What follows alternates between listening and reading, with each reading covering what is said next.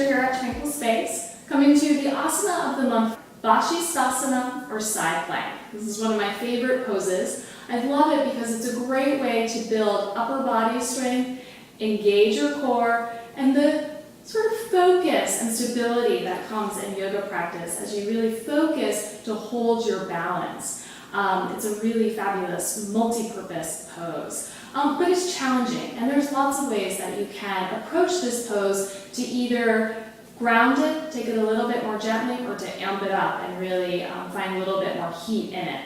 So just to walk through sort of the basic variation of the pose, you can start in really from plank, from down dog. You can get fancy and lift from chaturanga up into it, but we'll just come forward from downward facing dog. Fingers spread wide on your mat. You're going to inhale, take it forward to plank. And key here is to press into your hands. Shoulders draw down your back and your low belly draws in. Bringing toes to touch and then roll over onto the outside edge of your foot. You want your shoulder to be directly over your wrist. Press into your hand. And the key to having some endurance in this pose is to take the weight of the body out of the wrist into the upper back, the side waist, and your low belly. So focus on pressing the floor away and lifting the hips. Reaching your arm up, shoulder blades draw down the back. That will really help engage your back. And then your gaze turns up towards your thumb. If that's intense on the neck, you can look down to the floor.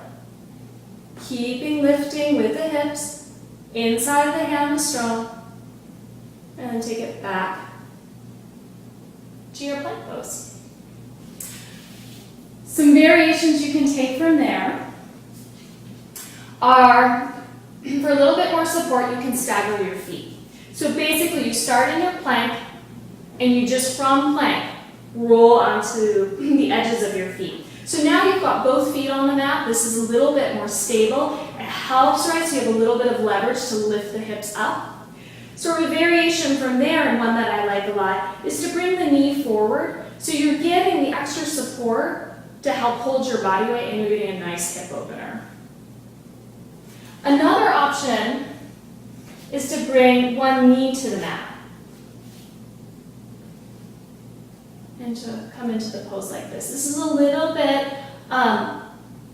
more support. Your leg is going to hold some of the weight of the pose. I'll be honest, I find this one a little bit, I feel a little wobbly here, but many people really like this option and find that it's really supportive. You can also lift your leg if you want a little bit more heat in this shape.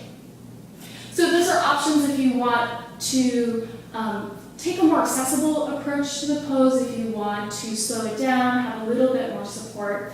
There's all sorts of ways that you can amp this pose up if you want to take something that has a little bit more heat to it. So again, you're going to come onto the side edge of your foot, start with your legs stacked. You can take this into a tree pose variation, right? Lifting the hips. You can take this into a deep leg stretch. You can take the foot behind you and lift the heart. So all sorts of options that you can play with for coming into your pose. Most important thing though is to keep the hand strong inside of the hand, press the floor away, engage the arm, the upper back, and the belly.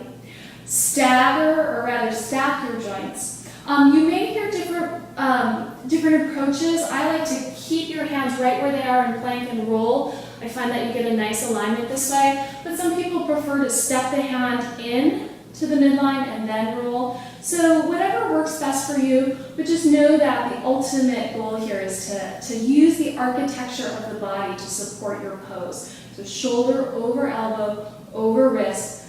Use your breath, lift your hips, and breathe. So Vashisthasana, asana of the month.